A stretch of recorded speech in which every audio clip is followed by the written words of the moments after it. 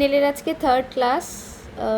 ওরা জিনিসপত্র পেয়েছে, নিজেদের জিনিসপত্র কিনেছে, এই সবাই সবার জিনিসপত্র কিনেছে। দুটো ক্লাসে কি বুঝেছিস? থিওরিটাই। প্রথমেই হাসছে। অনেক কিছু মানে নেচার শেপ, তারপর ফাইবারের শেপ, কত ধরনের এক্সটেনশন হয়, সেই সব প্রোডাক্টের নলেজ, অনেক কিছুই জানতে পেরেছি। ঠিক আছে, আজকে প্রোডাক্ট পেয়ে ক্লাসে বলে না, আমি দেখেছি ফার্স্টেই প্র্যাকটিস স্টার্ট করে দেয়। ওকে, তুমি নেলের প্রোডাক্ট পেয়ে কি কিরকম এক্সাইটেড? তুমি খুব এক্সাইটেড। আগে আমি নিজের হাতেই ট্রাই করতে চাই। সব থেকে বেশি এক্সাইটেড তো ও ছিল। তুই প্রত্যেকদিন জিজ্ঞাসা করছিস, এনেছিস জিনিসপত্র এনেছিস? বল, দুটো ক্লাসে, ও তো দুটো ক্লাসের মধ্যে একটা ক্লাস ছুটি করেছে, কি বুঝলি? কীভাবে করতে হয়,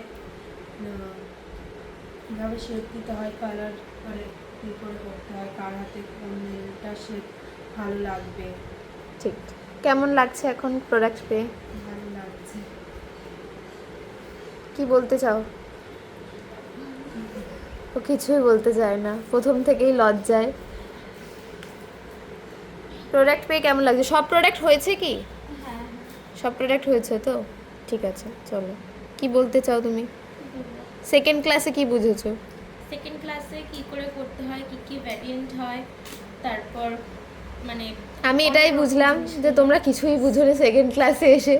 সেকেন্ড ক্লাসে আমার হচ্ছে কি কি গিয়ে ধরনের নেলস করতে হয়, মানে হ্যাঁ, কি কি nail টাইপ, art। কোনটাকে হ্যাঁ কোন নেল আর্টটাকে কি কি বলে হ্যাঁ, সেগুলো একদমই তাই। হ্যাঁ, এবার মনে পড়েছে তো কি বলতে চাইছি আমি। দিলি তো।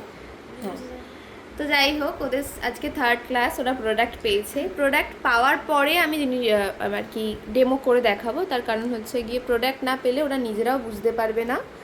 তো বাকি ওদের কাজ নিয়ে আমি আবার আসবো।